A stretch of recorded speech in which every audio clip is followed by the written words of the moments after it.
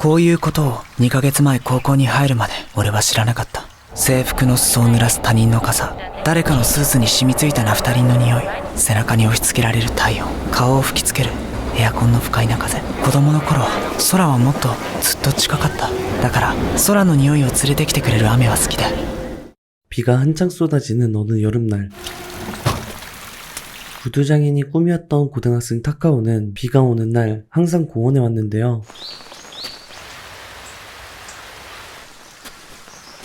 어느 날 아침부터 맥주를 마시고 있는 한 여자와 마주치는데,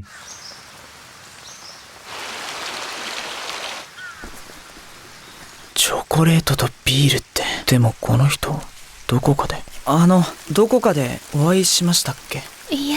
すいません、人違いです。 그러던 그때 合ってるかも。鳴神の少しとよみて差し曇り雨も降らんか君をとどめ。 그녀는 타카오에게 의미심장한 말을 남기고 떠났죠. 다음날 雨だ。 어김없이 공원으로 향한 타카오. 역시나 그녀도 그곳에 와 있었는데, 잠시 후 타카오에게 말을 거는 그녀. ねえ、学校はお休み？会社は休みですか？またサボっちゃった。朝から公園でビールを飲んでる。酒だけってあんまり体に良くないですよ。あるよ、おつまみも。食べる？今やばい女だって思ったでしょ。じゃあそろそろ行きます。さすがにサボるのは雨の午前中だけにしようって決めてるんです。じゃあまた会うかもね。 그렇게 며칠 뒤 장마는 계속해서 이어지고,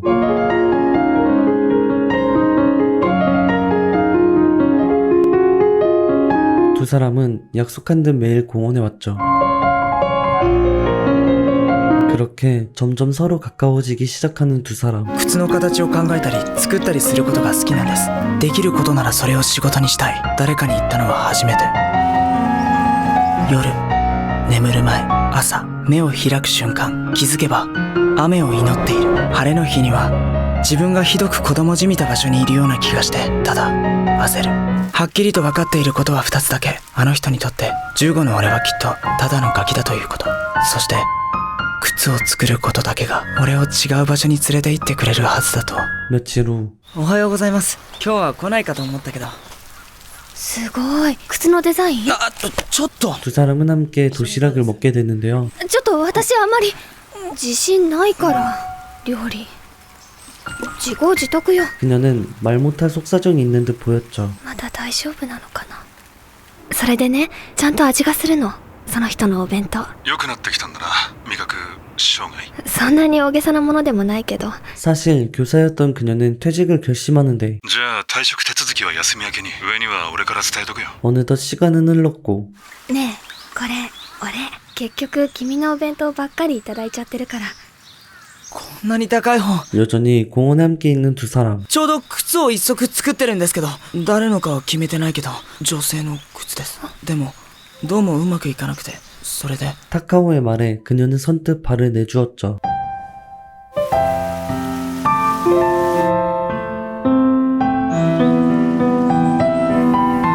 私ね、うまく歩けなくなっちゃったの、いつの間にか。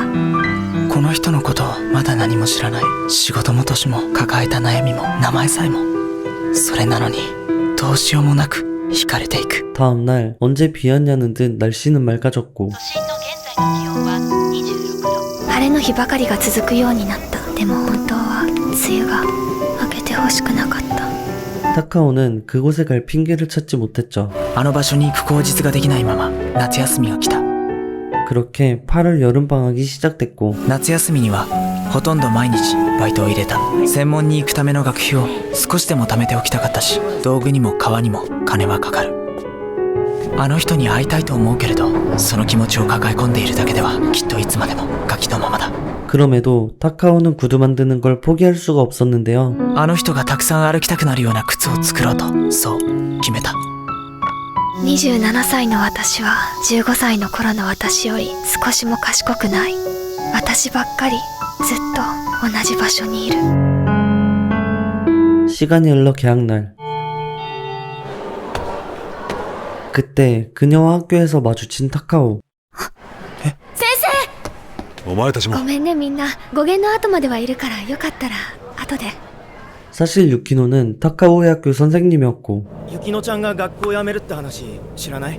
雪乃ちゃん3年の女子たちとずっと揉めてたらしいぜ。 그녀가 퇴직하는 이유도 있었는데요. っていうか雪乃先生は全然悪くないのよ。誰かの彼氏が雪乃先生に惚れちゃったとかでさ、逆恨みしてクラス全員で散々先生に嫌がらせして学校に来れなくなるまで追い込んで。その先輩たち名前わかる？ 그날 저녁 3학년 교실로 찾아간 타카오. 雪乃先生辞めるそうですね。関係ないんだけど、あんなインダンババア。あのババアに惚れてんの？ 다음날 타카오는 그 공원을 찾아갔고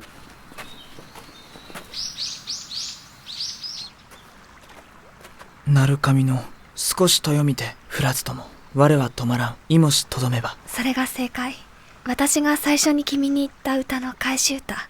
雨が降ったら君はここにとどまってくれるだろうか。そういう歌に対して雨なんか降らなくてもここにいるよって答えてる。 두 사람은 갑작스러운 폭우를 만나게 되죠.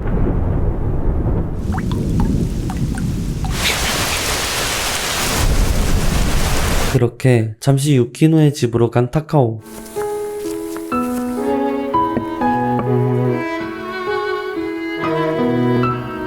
今まで生きてきて今が今が一番。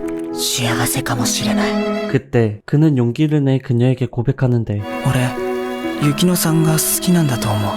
先生でしょ？ 하지만 그녀는 타카오를 밀어냈죠. 先生は来週引っ越すの。四国の実家に帰るの。私はね、あの場所で一人で歩けるようになる練習をしてたの。靴がなくても。だから今までありがとう、秋月くん。 유키노의 반응에 실망을 한 타카오. この服ありがとうございました。帰ります。いろいろありがとうございました。 잠시 뒤 유키노는 그와의 시간을 떠올렸고 よかったら誰のかは決めてないけど女性の靴で先生の真似してビールを飲んで少しとよみて降らずとも我は止まらんいもしとどめば。 곧장 그를 따라 나가는데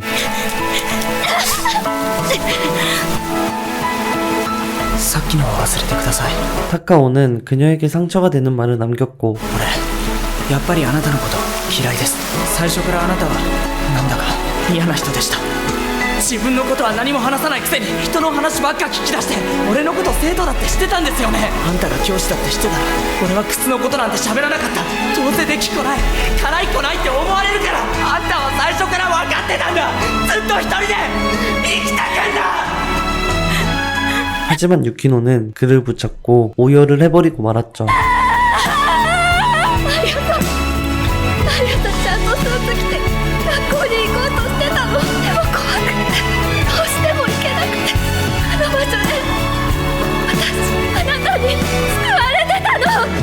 しわ寄せで道路脇のビラと壊れた城屋と悪いのは自分の痛い息を少し走り 그렇게 시간이 흘러 어느덧 겨울이 됐고 夏が終わりやがて冬服の季節が来て期末試験では案の定ひどい点を取り高価な革を何枚も無駄にし外出の服が1枚ずつ厚くなるたびにあの人はどうしているだろうかと思う。